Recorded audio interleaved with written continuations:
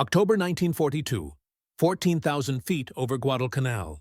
Lieutenant James Swede Veitassa watches his squadron mate's F-4F Wildcat enter what every flight instructor taught them was the correct defensive maneuver. Ensign Eric Erickson, 22 years old, 3 weeks in theater, sees the Zero closing on his tail. He does exactly what the training manual says. Hard left bank, full throttle, climb for altitude. Use your aircraft's superior power-to-weight ratio to escape vertically. The Zero turns inside him. Not just slightly inside, devastatingly inside. The Japanese pilot's turning radius is 400 feet tighter than the Wildcat's circle. In the time it takes Erickson to complete a quarter turn, the Zero has already rotated through a third of the circle and achieved firing position. The first burst of 20mm cannon fire hits Erickson's Wildcat in the engine cowling. The second burst walks through the cockpit.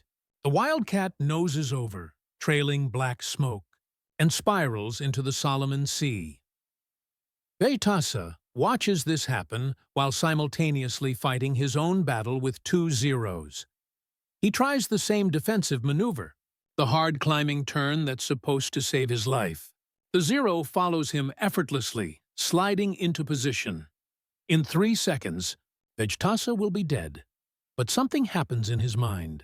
Some desperate clarity born from watching his friend die, doing exactly what they were taught. The rules aren't working. The training is getting them killed. He has perhaps 2 seconds to try something, anything different. Veitassa does something no instructor ever demonstrated. Something that violates every principle of safe flight. He rolls his Wildcat completely inverted, stalls it deliberately, then shoves the stick forward. Instead of climbing away from the Zero, his aircraft falls toward the ocean in a controlled dive. But because he's upside down, he's actually pulling away in a direction the Japanese pilot never anticipated.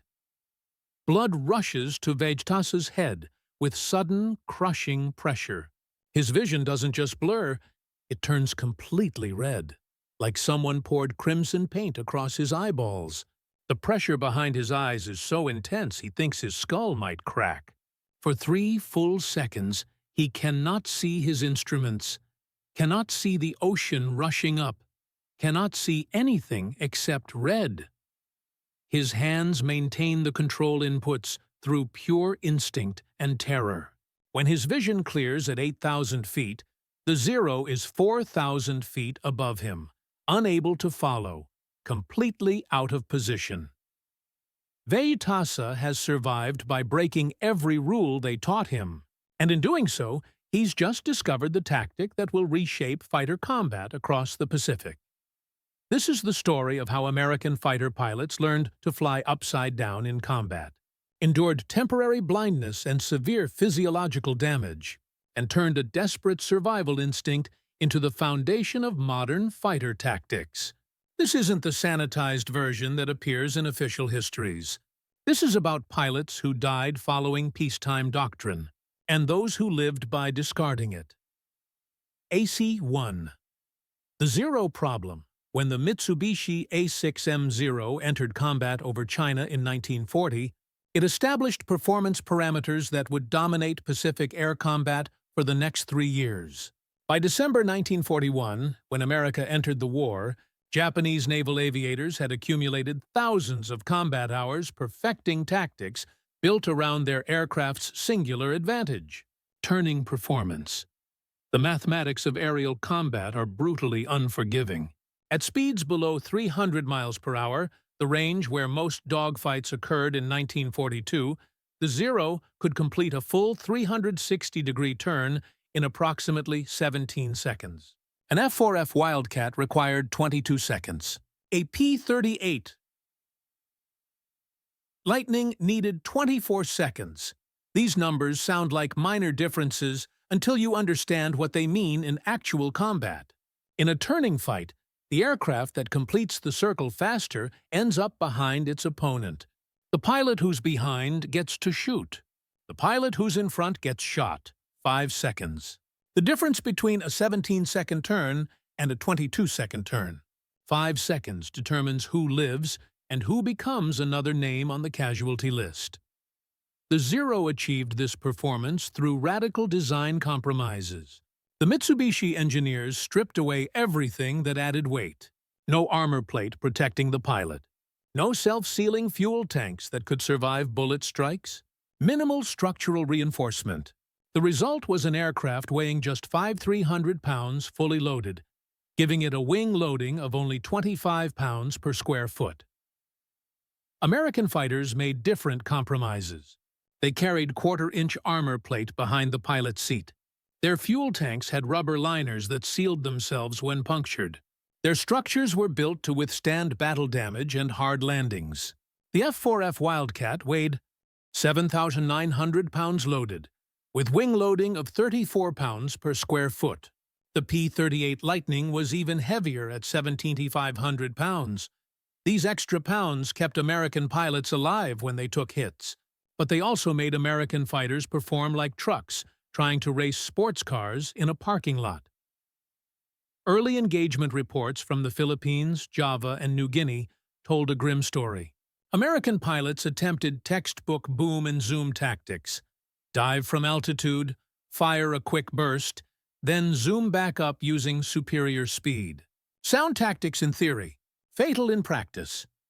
If the initial attack missed or merely damaged the Zero without destroying it, the Japanese pilot simply entered a tight horizontal turn. When the American pilot tried to follow, and combat often forces these decisions, he found himself on the outside of the circle, bleeding energy, becoming the target instead of the hunter. The kill ratios in early 1942 were catastrophic. In some sectors, Japanese pilots were shooting down 3 American aircraft for every loss they suffered. Squadron commanders filed after-action reports that essentially admitted defeat. We cannot win turning fights against this aircraft. What made the tactical situation worse was that the men flying those Zeros weren't just skilled. They were combat veterans with years of experience. Many Japanese naval aviators had been flying combat missions since the late 1930s over China. They understood energy management, deflection shooting, and formation tactics at an expert level. American pilots in late 1941 and early 1942 were mostly trained in peacetime doctrine that emphasized formation flying, gunnery practice against towed targets, and defensive tactics designed for European-style combat. None of this prepared them for the Zero. A common Japanese tactic involved using one Zero as bait, flying straight and level, appearing vulnerable. When an American pilot committed to the attack, 2 more Zeros would drop from altitude or slide in from the flanks. Suddenly, the American was defensive, forced into a turning fight where the Zero's advantages became overwhelming. The F-4F Wildcat, flown by Navy and Marine pilots, had advantages: superior diving speed, better armor protection, heavier armament with 650 caliber machine guns. But its rate of roll was sluggish, and in a sustained turn, it simply couldn't keep up with a Zero. The P-40 Warhawk performed well in vertical maneuvers, but suffered at higher altitudes where oxygen-thin air reduced engine performance. The P-38 Lightning had twin engines, heavy firepower, and excellent high-altitude performance. But its wide turning radius, that 24-second circle, made it desperately vulnerable in horizontal combat. Each American fighter type had genuine advantages, but none could match the Zero's agility in the kind of fight Japanese pilots wanted: the close-in, turning dogfight. Pilots were instructed to use their aircraft's strengths and avoid the Zero's advantages. Stay fast, maintain energy. Don't get drawn into turning engagements. This was sensible advice that ignored the reality of combat. You don't always get to choose the type of fight. Sometimes a Zero bounces you from above and gets on your tail before you can react. Sometimes you're escorting bombers and can't just run away when intercepted. Sometimes you've already burned too much fuel in the mission and don't have the reserves for extended boom and zoom attacks. Those situations occurred, and they occurred constantly. American pilots found themselves in turning fights, and in turning fights, they died.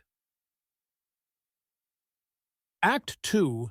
The body's breaking point. Understanding why the inverted dive tactic worked requires understanding what happens to the human body during different types of acceleration. And this gets into physiology that aviation medicine in 1942 barely understood. In normal flight, pilots experience positive G-forces. When you pull back on the stick and the aircraft's nose comes up, you're pulling positive Gs. The force pushes you down into your seat, and more importantly, it pushes blood toward your feet and away from your brain.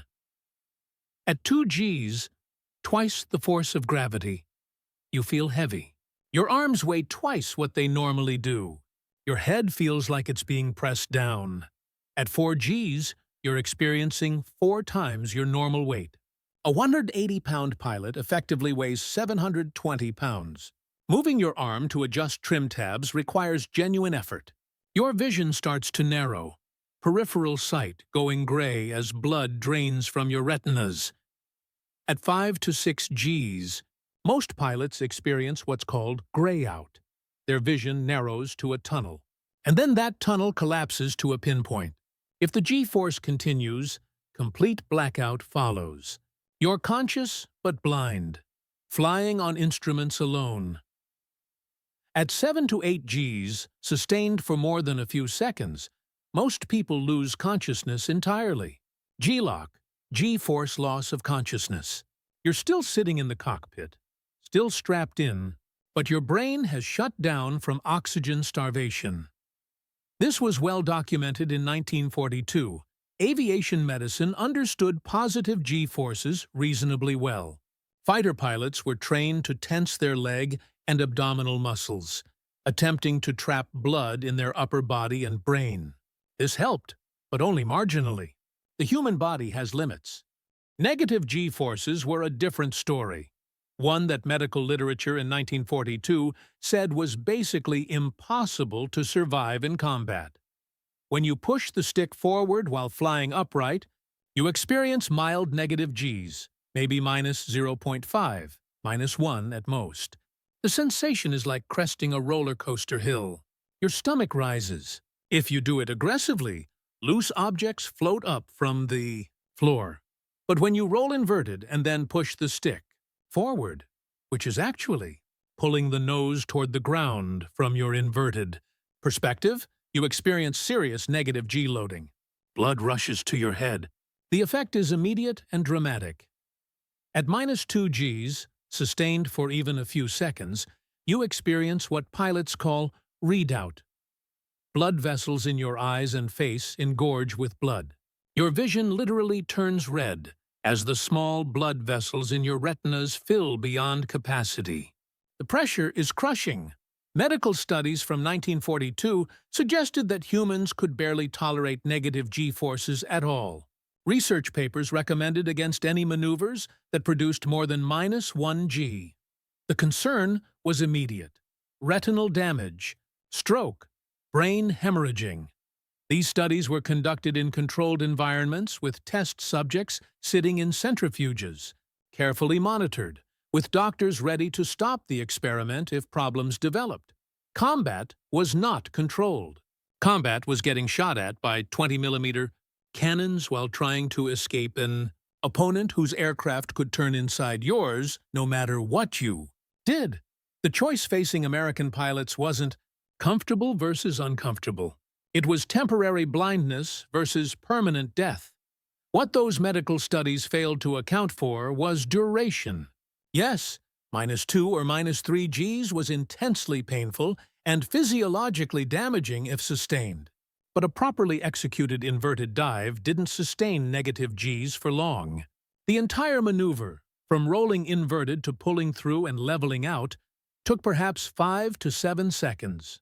The peak negative G loading lasted maybe 2 to 3 seconds. Pilots who survived their first inverted escape described the sensation in visceral detail. Flight surgeon Captain James Moorhead, stationed at Henderson Field on Guadalcanal in late 1943, interviewed dozens of pilots about their experiences and compiled unofficial notes that were never published in medical journals but circulated among squadron flight surgeons. Lieutenant Robert de Haven, flying F-4U Corsairs with VMF 112, described his first inverted dive. "The moment I pushed forward on the stick while inverted, it felt like someone hit me in the face with a sledgehammer. Not a punch, a sledgehammer. My vision went red instantly, like someone poured blood in my eyes. The pressure was so intense I thought my eyeballs were going to pop out of their sockets. I couldn't see the instruments, couldn't see the ocean, couldn't see anything except red. My hands stayed on the controls because there was nothing else to do. When vision came back, I was at 7,000 feet in a 45-degree dive doing 380 miles per hour, and the Zero that had been on my tail was somewhere above me, out of position. The physiological effects were measurable and consistent. Captain Moorhead documented them methodically.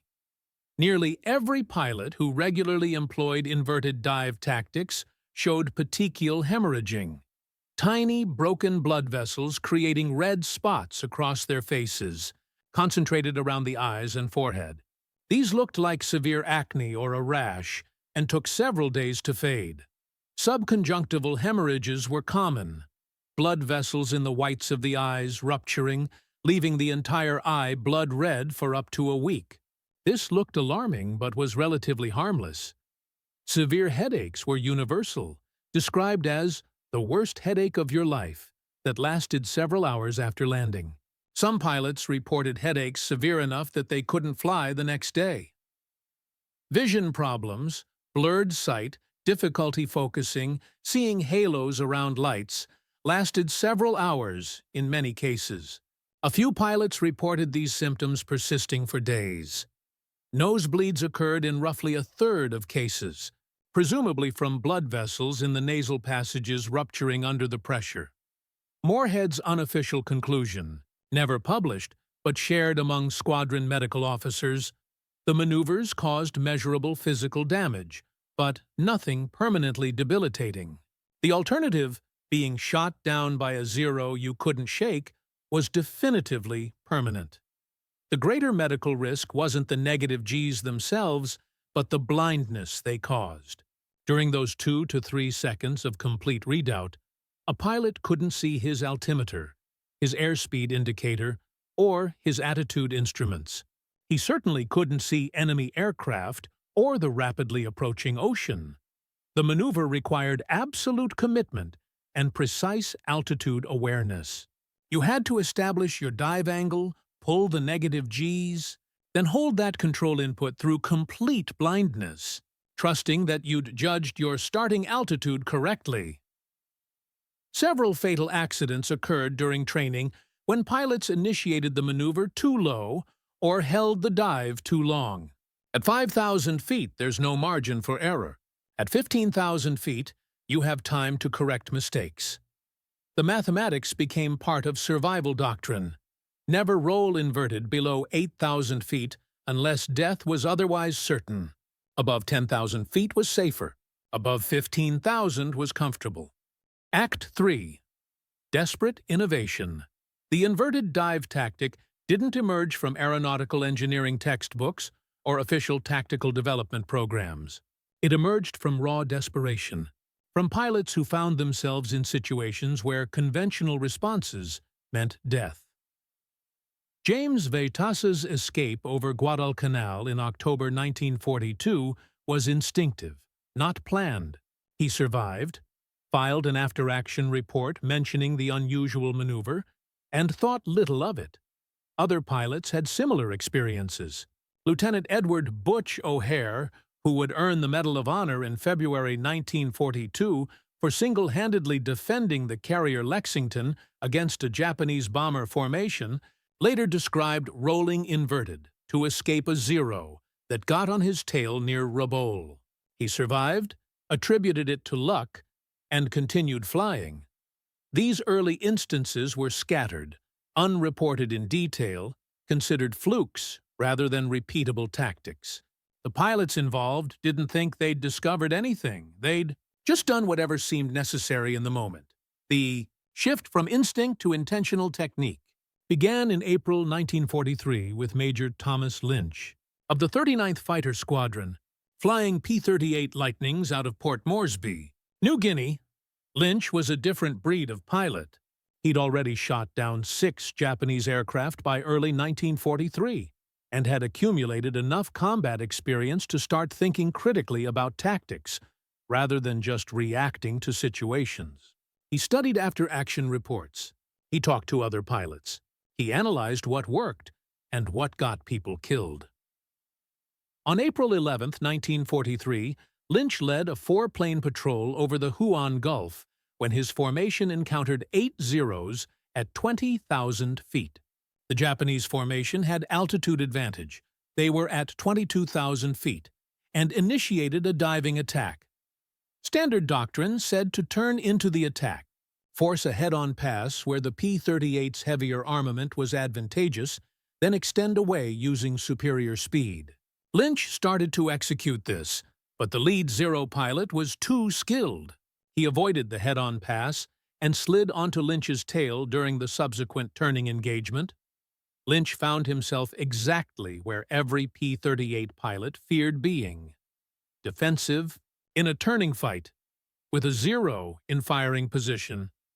Instead of continuing the turn or attempting to climb, both of which would have left him dead within seconds, Lynch made a deliberate choice. He rolled his P-38 inverted and pulled the stick hard forward.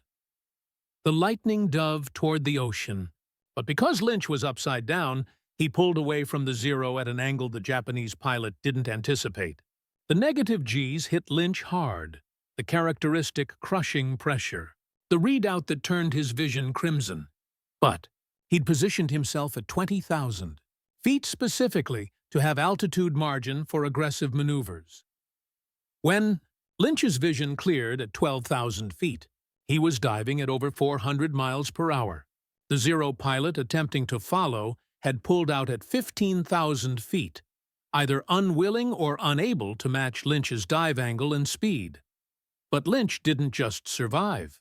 He reversed the tactical situation. After leveling out, Lynch had both altitude separation and superior speed, roughly 100 miles per hour faster than the now climbing Zero. He used that energy advantage to zoom back up, approaching the Japanese formation from below and behind. The Zeros had lost their cohesion, scattered while chasing what they thought were fleeing American fighters. Lynch shot down 2 Zeros in the subsequent engagement. His wingmen, following his example through the inverted dive, survived without losses. What made Lynch's action historically significant was that it wasn't instinctive panic. It was intentional tactical decision-making. He recognized the inverted dive as a repeatable technique, not a desperate fluke. Within a week, Lynch was teaching the maneuver to other pilots in his squadron during informal briefings after evening mess. The instruction was simple and direct. If a Zero gets on your tail in a position where you can't shake him conventionally, roll inverted, pull through into a dive, and use your speed to separate. Don't try to outturn him horizontally. You can't. Use the vertical dimension. The Zero owns the horizontal circle, but we own the vertical dive. The safety threshold was clear. Don't attempt this below 8,000 feet unless you're about to die anyway. The maneuver spread like wildfire through informal channels. Pilots shared it during ready room discussions. Squadron leaders mentioned it in debriefings. Veterans taught it to replacement pilots during their first week in theater. It remained largely unofficial, not prohibited, but not endorsed in formal tactical directives. The concern was partly liability.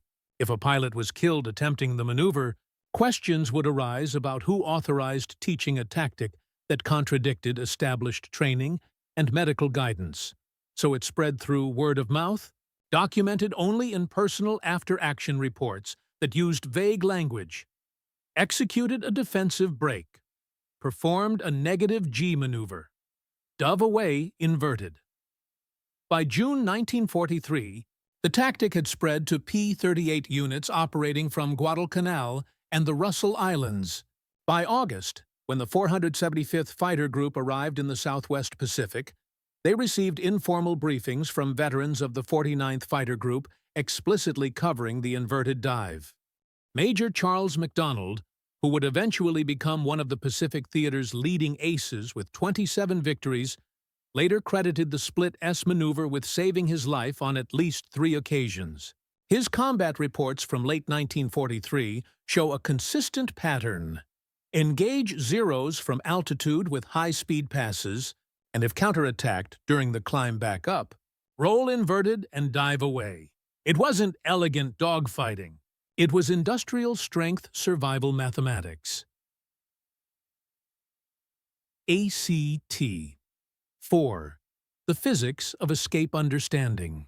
Why the inverted dive worked requires understanding both the aircraft limitations and the three-dimensional geometry of aerial combat.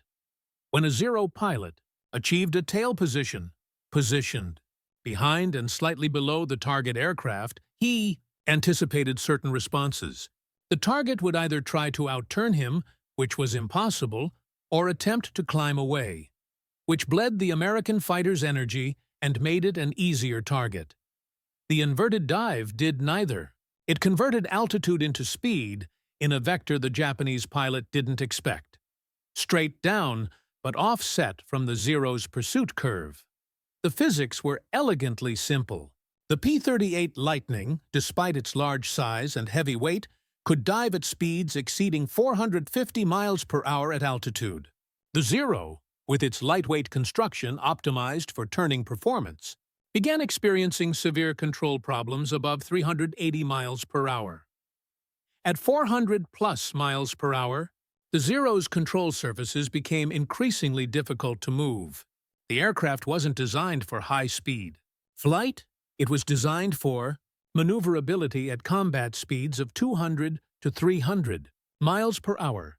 If a Japanese pilot attempted to follow an American fighter through an aggressive inverted dive, several problems occurred simultaneously. First, his aircraft couldn't maintain the same dive angle without exceeding its structural limits. The Zero was stressed for positive G loads up to about 7 Gs, but its lighter construction made sustained negative G flight particularly dangerous. The airframe could experience control surface flutter or, in extreme cases, structural failure.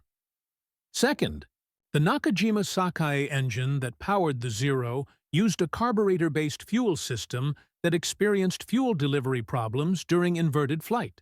Unlike fuel-injected engines or the pressure-fed systems in some American aircraft, the Zero's carburetor relied partly on gravity.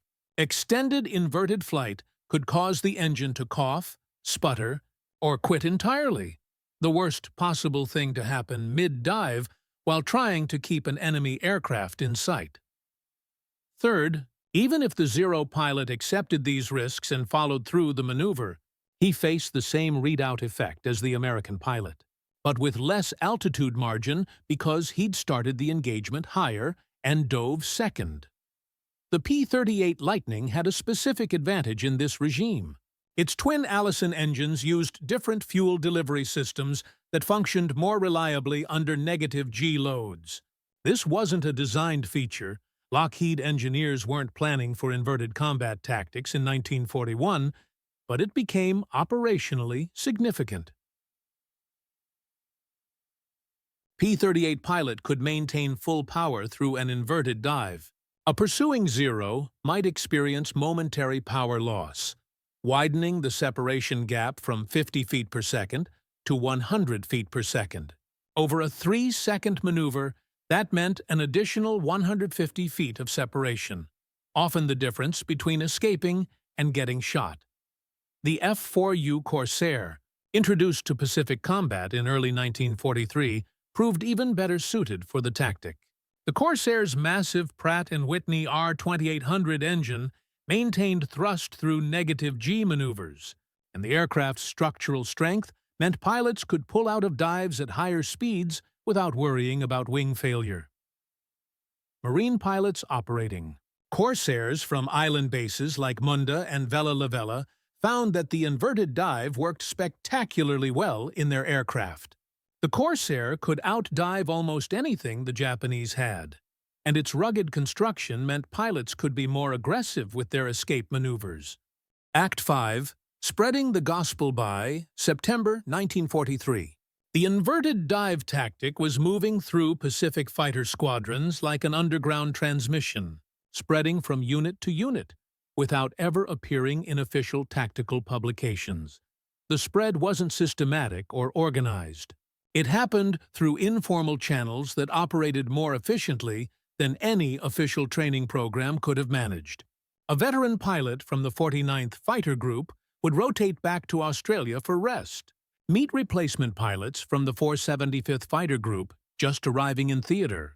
And during evening conversations over warm beer at Port Moresby, he'd describe what actually worked in combat versus what the training manuals said. Forget the turning fight. You'll die. When a Zero gets on your tail and you can't shake him, roll inverted and pull through. Yes, your vision goes red. Yes, it hurts like hell, but you'll be alive to complain about the headache. This knowledge transfer happened constantly. At every rear area base, every maintenance facility, every replacement depot. Squadron commanders knew it was happening.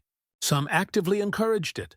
Others maintained plausible deniability, reasoning that what they didn't officially know about couldn't create liability problems if something went wrong.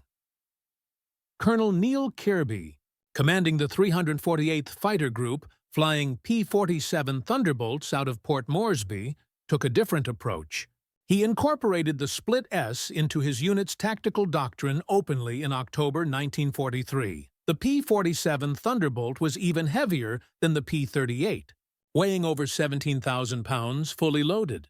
This made it hopelessly outmatched in turning combat against Zeros. But the Thunderbolt had advantages that made it perfect for vertical combat. It could dive faster than almost anything in the sky, and its massive Pratt & Whitney R2800 radial engine maintained power reliably through negative G maneuvers. Kirby's approach was brutally pragmatic. He told his pilots explicitly that if they tried to turn with a Zero, they would die. If they used the P-47's weight and power to dictate vertical engagements, diving attacks followed by inverted escapes when necessary, they would survive and win. Kirby led by example. On October 11, 1943, he personally shot down 6 Japanese aircraft in a single mission using exactly these tactics. The engagement report describes his method with unusual clarity. Kirby's 4-plane formation encountered approximately 12 Japanese fighters, both Zeros and Kai-43 Oscars, escorting bombers over Wewak. Rather than engaging horizontally, Kirby positioned his flight above the Japanese formation, dove through at high speed, destroyed one bomber, then pulled up sharply. When Zeros attempted to intercept during his climb, Kirby rolled inverted and dove away, building separation and speed. He repeated this pattern 4 more times over the next 20 minutes. Each time, Japanese fighters tried to follow him through the inverted dive. Each time, they either pulled out early or fell behind because they couldn't match the Thunderbolt's terminal velocity. Each time Kirby climbed back up, he had the energy advantage and achieved another kill. For this action, Kirby received the Medal of Honor. The citation mentioned his aggressive pursuit of enemy aircraft, but didn't specifically detail the inverted dive tactics. The omission was deliberate. Official recognition of tactics that violated training doctrine created uncomfortable questions. Kirby died in combat 3 months later, not because his tactics failed, but because combat flying was statistically lethal regardless of skill. He'd proven the principle. Vertical maneuvers, including inverted flight when necessary, beat horizontal turning fights every time. Marine Corps F-4U Corsair squadrons adopted similar techniques in early 1944, and the Corsair proved to be an even better platform for these tactics than twin-engine fighters. The F-4U had performance advantages over the Zero in almost every parameter except turning radius. It was faster in level flight, dove faster, climbed better, and carried heavier armament. Marine pilots operating from island bases like Munda and Vella La Vella found that the inverted dive worked spectacularly in the Corsair. Major Gregory "Pappy" Boyington, commanding VMF 214, the famous Black Sheep Squadron, emphasized the tactic during training for replacement pilots. Boyington had flown with the Flying Tigers in China before the war and understood Zero tactics intimately. His instruction to new pilots was direct. The Zero pilot expects you to turn with him or try to climb away. Do neither. Roll on your back and pull through. Your Corsair can take the negative Gs better than you can, and you can take them better than the Zero pilot can. Follow Boyington's personal record of 28. Confirmed victories included multiple instances where he escaped seemingly impossible tactical situations through inverted dives, then reversed the engagement to shoot down the pursuing Zero. The physical toll on pilots who regularly employed these tactics was significant and cumulative. While each individual maneuver lasted only a few seconds, pilots who flew daily combat missions might execute 3 or 4 inverted escapes per mission. Over weeks and months, this added up. Flight Surgeon Lieutenant Commander Samuel Wallen, serving with carrier-based squadrons in the Central Pacific in 1944, documented what he called accumulated physiological fatigue in fighter pilots. His observations, recorded in medical logs that were declassified in the 1970s, provide remarkable insight. Pilots who frequently used inverted dive tactics showed persistent subcutaneous hemorrhaging, the broken blood vessels under the skin that created the characteristic facial freckling. In some pilots, this became semi-permanent, fading only partially between missions. Chronic headaches were reported by approximately 60% of pilots who regularly flew combat missions involving negative G maneuvers. These weren't ordinary headaches. Pilots described them as severe, lasting multiple hours, sometimes affecting vision and concentration. Several pilots developed what Wallen called anticipatory tension symptoms, elevated heart rate and blood pressure before missions, cold sweats, and in a few cases, vomiting. These symptoms appeared to be physiological responses to the body anticipating the extreme stress of repeated negative G exposure. Despite these effects, Wallen noted that combat-related injuries and deaths far outweighed any long-term health consequences from the maneuvers. His unofficial recommendation, shared with squadron commanders but never officially published, was that the tactics should continue because they demonstrably saved lives. The alternative, pilots getting shot down because they couldn't effectively escape Zero attacks, was definitively worse than temporary physiological distress. By mid-1944, the technique had reached Navy carrier squadrons operating in the Central Pacific. Fighter pilots flying from carriers like USS Essex, USS Lexington, and USS Enterprise received briefings that now included inverted maneuvers as accepted defensive tactics. The official terminology varied by unit and service branch. Some called it a split S. Others referred to it as a negative G break. Some simply described it as rolling out downward. The language didn't matter. The execution was consistent. The safety threshold remained universal. Don't attempt this below 8,000 feet unless you're about to die anyway. Above 10,000 feet was safer. Above 15,000 feet was comfortable.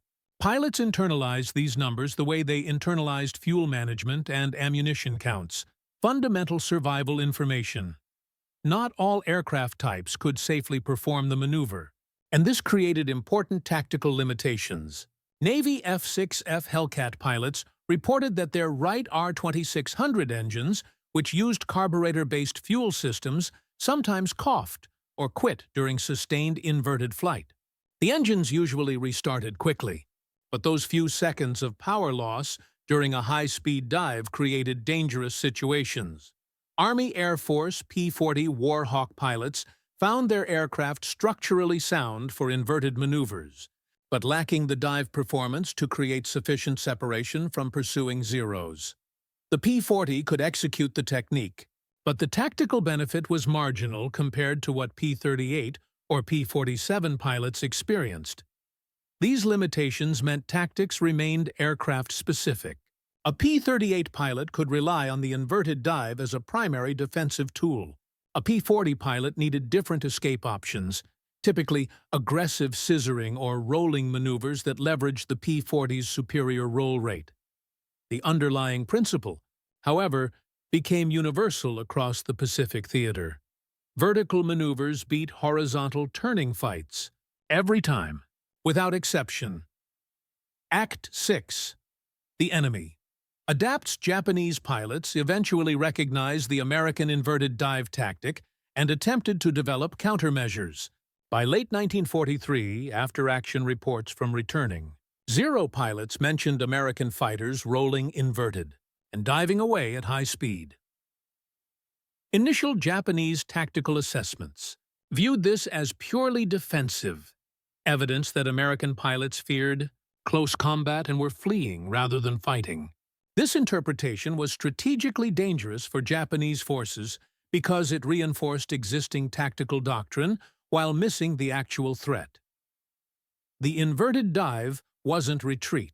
It was a reset that allowed American pilots to disengage from unfavorable tactical situations and re-engage on their own terms. Japanese commanders who viewed it as cowardice failed to recognize that American pilots who fled kept returning to shoot down Japanese aircraft, while Japanese pilots who courageously pursued often didn't return at all. Some Japanese pilots tried following American fighters through inverted dives. The results were frequently fatal. The Zero's lightweight construction, which provided its superior turning performance, became a critical liability in high-speed vertical maneuvers. The aircraft's airframe was stressed primarily for positive G-loads. While it could theoretically handle limited negative G-flight, the safety margins were thin. Several documented incidents from late 1943 and early 1944 describe Zeros experiencing control surface flutter during high-speed dives. At speeds above 350 miles per hour, the Zero's ailerons and elevators began vibrating violently. Above 380 miles per hour, structural failure became increasingly likely. Zero pilots who attempted aggressive inverted dives to follow American fighters faced a choice: pull out early and lose the target, or continue the dive and risk catastrophic structural failure. The Nakajima Sakai engine that powered most Zero variants created additional problems. The carburetor-based fuel system relied partly on gravity for fuel delivery. Extended inverted flight, anything more than a few seconds, could cause fuel starvation. The engine would cough, sputter, or quit entirely. This happened at the worst possible moment, mid-dive, while trying to keep an enemy aircraft in gun sight, typically at high speed, where loss of power meant loss of control options. A documented incident from December 1944 over Leyte Gulf illustrated these limitations with deadly clarity. Lieutenant Colonel Thomas McGuire, flying a P-38. Lightning engaged 4 Zeros at 18,000 feet. When the lead Zero achieved what appeared to be a firing position, McGuire executed a textbook inverted dive. The Japanese pilot, either exceptionally skilled or exceptionally determined, attempted to follow. McGuire's P-38 accelerated past 450 miles per hour in the dive while maintaining perfect structural integrity. The pursuing Zero began experiencing severe control surface vibration around 380 miles per hour. The Japanese pilot was forced to pull out at 12,000 feet or risk structural failure. McGuire leveled at 6,000 feet, checked his 6 o'clock position, confirmed no pursuit, then climbed back into the engagement with superior energy. He shot down 2 of the 4 Zeros in the subsequent fight. The other 2 disengaged and fled toward their base. The fundamental problem for Japanese fighter aviation by late 1944 was that their most effective aircraft, the Zero was optimized for the wrong type of combat. Early in the war, when engagements occurred at medium altitudes and involved prolonged turning fights, the Zero's characteristics were ideal.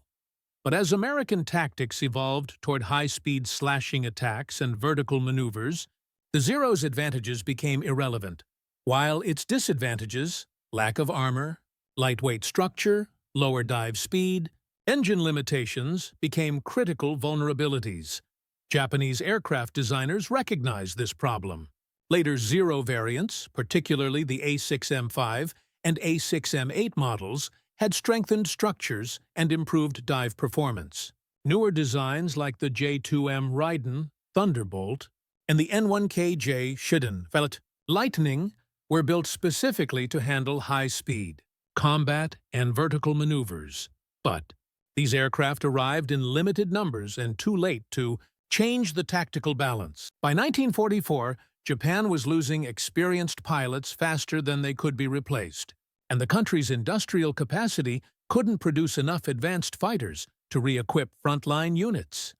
Japanese training programs couldn't adapt quickly enough either.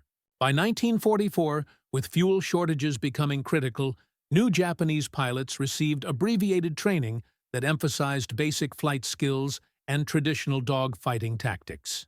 There wasn't time or fuel to teach advanced energy management or how to counter American vertical combat techniques. Meanwhile, American training programs had fully incorporated lessons from combat veterans. Replacement pilots arriving in the Pacific in late 1944 learned about inverted dive tactics before they flew their first combat mission. They practiced the maneuver repeatedly at altitude until the physical sensations became familiar and manageable. The knowledge gap had reversed. Japanese pilots, once the most experienced and best trained in any theater, were now often the least prepared for the war's actual tactical environment.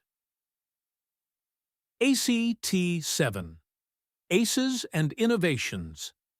The Pacific War's leading American aces all mastered vertical combat and inverted maneuvers, though their individual approaches varied based on personality, aircraft type, and combat experience. Major Richard Bong, America's top ace with 40 confirmed victories, survived the war partly because he mastered vertical combat techniques early in his combat tour. Bong's tactical approach emphasized altitude advantage and energy management. He positioned himself above Japanese formations, dove through at high speed, took a quick shot, then used inverted dives to escape when necessary before climbing back to altitude for another pass. Bong's combat reports, preserved in Air Force historical archives, show consistent patterns. He rarely engaged in prolonged turning fights. His average combat engagement lasted less than 90 seconds. He used the P-38's superior dive performance and his own mastery of vertical maneuvers to dictate every engagement's terms. In a debriefing conducted in December 1944, shortly before he was withdrawn from combat and sent home, Bong explicitly credited inverted dive tactics with his survival. The Zero can turn inside you every time. If you try to fight his fight, you lose. You have to fight your fight. Fast, vertical, in and out. When he gets position on you, you roll over and dive. Your vision goes red, your head feels like it's going to explode, but you're alive. I'd rather have a headache than be dead. Major Thomas McGuire, the second highest American ace with 38 confirmed victories, took a more aggressive approach. McGuire used inverted dives not just defensively, but as tactical resets that allowed him to reverse unfavorable situations. His technique, described in squadron briefings from late 1944, involved deliberately baiting Zero pilots into pursuit positions, then executing inverted dives that separated him from the enemy before they could fire. While the Zero pilots struggled to follow or gave up the pursuit, McGuire would reverse course, climb rapidly, and attack from an unexpected angle. This aggressive use of what was originally a defensive maneuver demonstrated how tactics evolved through practical application. McGuire turned the inverted dive from an escape technique into an offensive weapon, using it to create tactical opportunities rather than simply avoid tactical disasters. McGuire died in combat on January 7, 1945, over the Philippines. His death had nothing to do with his tactics failing he was attempting to protect. A fellow pilot flying a damaged aircraft and made a low-altitude turn that stalled his P-38. Even the best tactics couldn't overcome unfortunate circumstances. And split-second decisions in chaotic combat, Marine pilots adapted the tactics to carrier operations, which created unique challenges.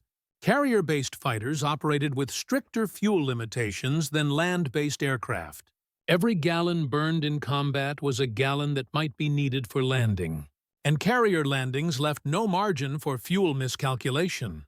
Inverted dives, particularly aggressive ones that accelerated aircraft to high speeds, burned fuel rapidly. Marine pilots had to balance the tactical necessity of escaping zero attacks against fuel management requirements. Lieutenant Commander Roger Hedrick, flying F-4U Corsairs from USS Essex, developed what he called graduated escape responses based on fuel state. Early in a mission, with full fuel reserves, he would execute full-performance inverted dives when threatened. Later in the mission, with fuel getting critical, he used less aggressive variations that conserved fuel while still providing tactical separation. This adaptive thinking, modifying tactics based on current circumstances rather than following rigid procedures, characterized successful Pacific fighter pilots. The best pilots treated tactics as principles rather than rules, understanding the underlying logic well enough to adapt in real time. ACT 8. Korea and beyond. Inverted dive tactics developed over the Pacific between 1943 and 1945 didn't disappear when World War II ended. They became embedded in American fighter doctrine, though often without attribution to the desperate innovations of P-38 and Corsair pilots. When the Korean War began in June 1950, American pilots faced a new challenge: the Soviet-built MiG-15 jet fighter. The MiG-15 had excellent high-altitude performance, powerful armament, and could outturn most American aircraft in horizontal combat. The tactical parallels to the Zero problem were striking.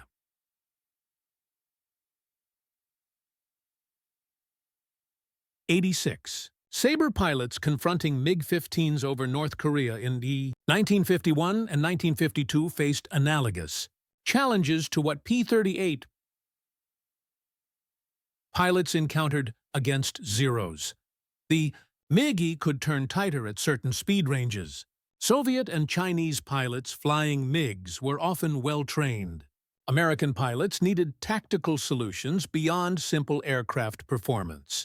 Captain Joseph McConnell, who became the Korean War's top American ace with 16 confirmed victories, explicitly used vertical maneuvers and what he called negative G escapes when MiGs achieved advantageous positions.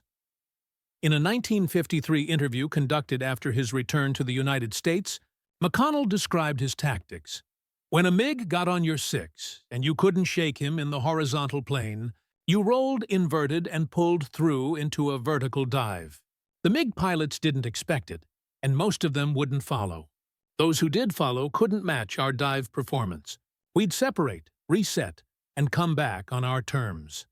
The fundamental principle, use vertical maneuvers to escape unfavorable tactical situations, remained unchanged. The aircraft were jets instead of propeller-driven fighters. The speeds were 600 miles per hour instead of 400. But the physics and tactics were direct descendants of what Thomas Lynch figured out over New Guinea in April.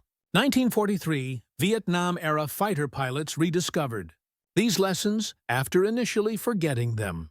In the early years of the Vietnam War, American pilots were trained primarily for beyond visual range missile combat.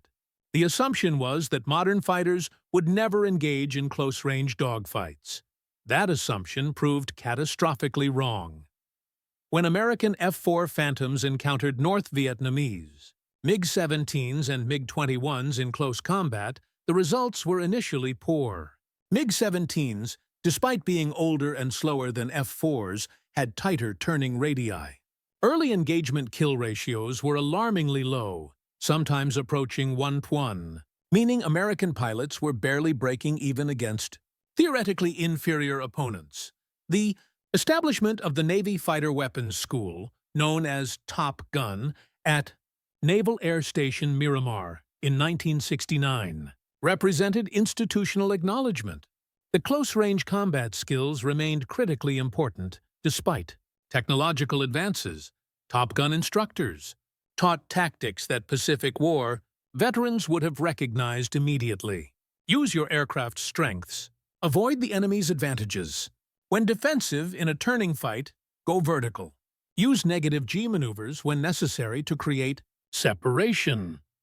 The redoubt effect that terrified pilots in 1943 became a known and manageable phenomenon by 1970. Pilots trained in centrifuges to build tolerance for both positive and negative G-forces.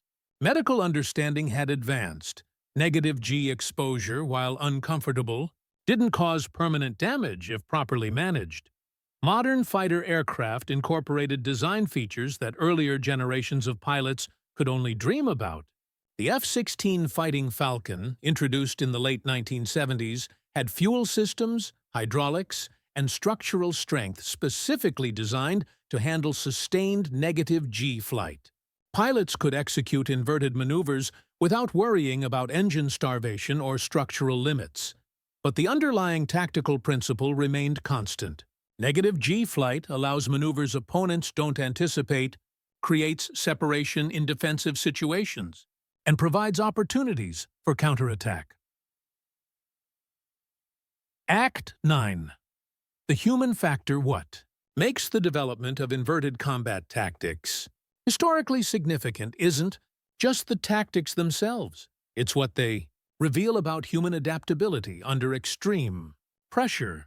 Aviation medicine in 1942 said humans couldn't tolerate significant negative G-forces.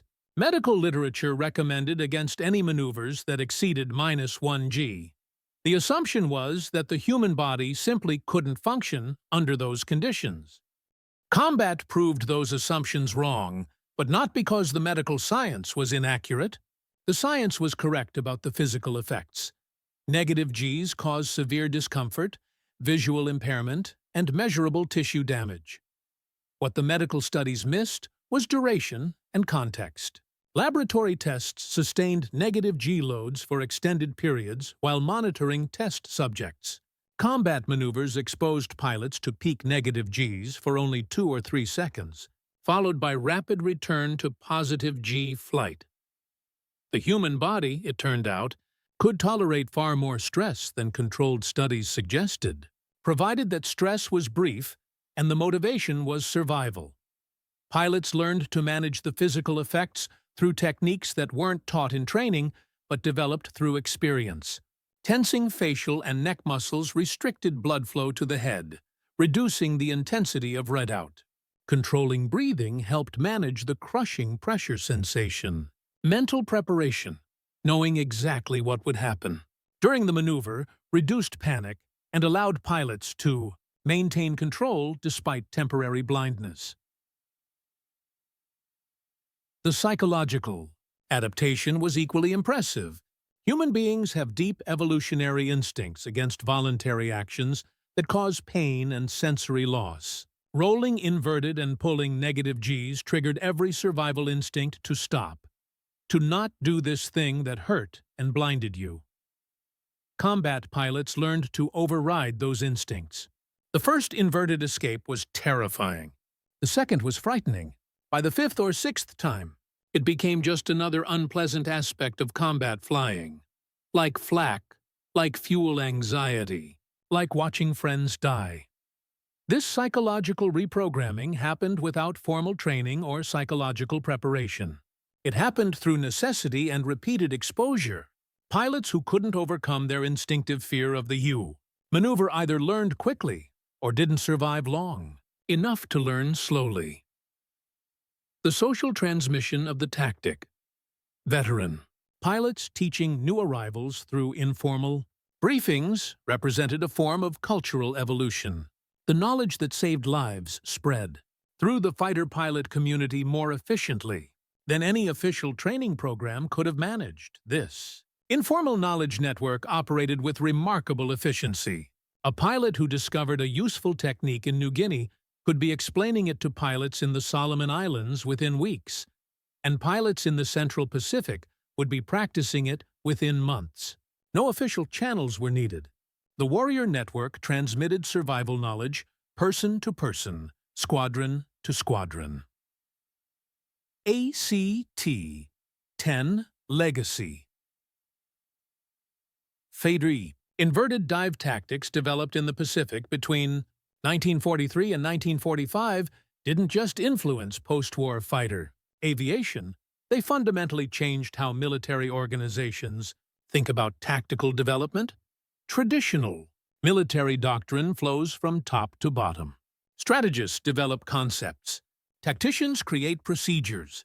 Trainers teach techniques. Combat units execute according to established doctrine. The inverted dive tactic reversed this flow. Combat units discovered the technique through desperate necessity. Individual pilots taught each other through informal networks. Squadron leaders eventually incorporated it into unit-level doctrine.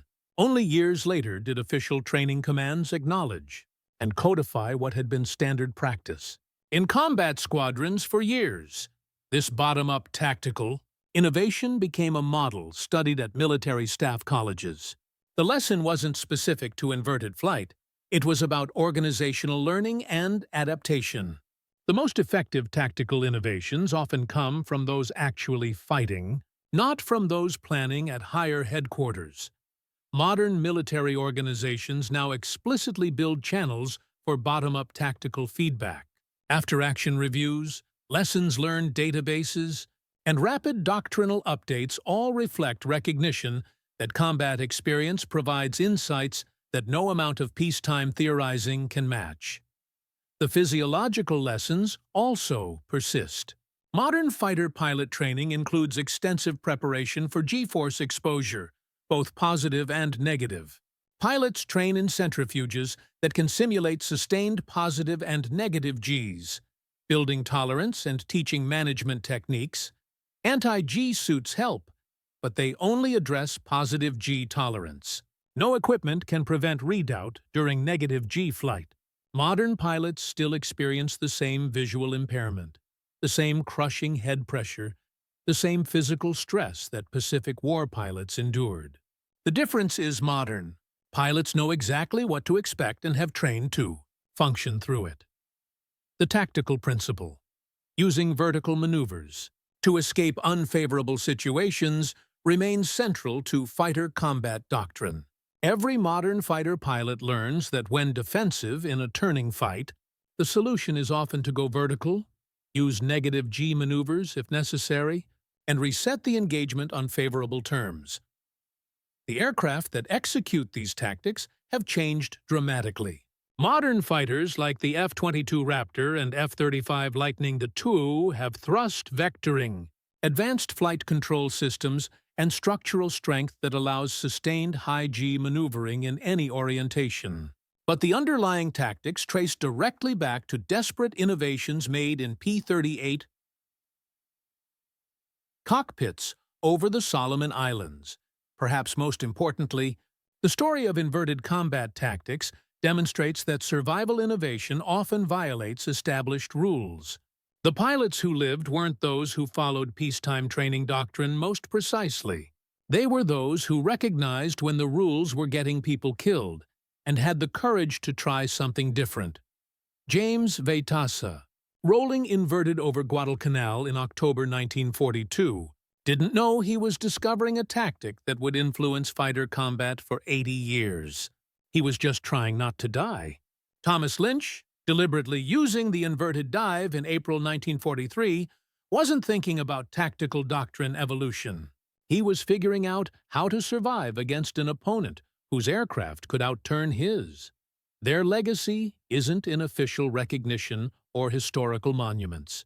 It's in the fact that fighter pilots today still train to roll inverted and push negative G when defensive, still tolerate temporary blindness to achieve tactical advantage, still use vertical maneuvers to overcome opponents with superior turning performance. The inverted dive tactic represented something profound about human capabilities under pressure. When the alternative is death, humans can endure physical stress that medical science says should be impossible. When conventional solutions fail, individuals will create unconventional solutions and share them through informal networks that operate with remarkable efficiency. The pilots who developed these tactics, men like Veitasa, Lynch, Bong, Maguire, Kirby, and thousands of others whose names appear only in squadron records, weren't trying to revolutionize fighter tactics. They were trying to survive Tuesday's mission so they could fly Wednesdays. But in doing so, in figuring out how to live when everything said they should die, they created tactical principles that persist 8 decades later. Every time a modern fighter pilot rolls inverted and pulls negative G to escape a threatening situation, he's following in a tradition that started over the Pacific in 1943, born from desperate necessity and validated through brutal experience. The red vision, the crushing head pressure, the temporary blindness, all the things that aviation medicine said were impossible to tolerate in combat, became routine because pilots learned that temporary discomfort beat permanent death. And in learning that lesson, they proved that human beings, when pushed to the absolute edge, can rewrite the rules, survive the impossible, and create innovations that change everything. That's the real legacy of inverted combat tactics. Not the specific maneuver, but the proof that warriors facing impossible situations will find solutions that work, regardless of what the textbooks say is possible.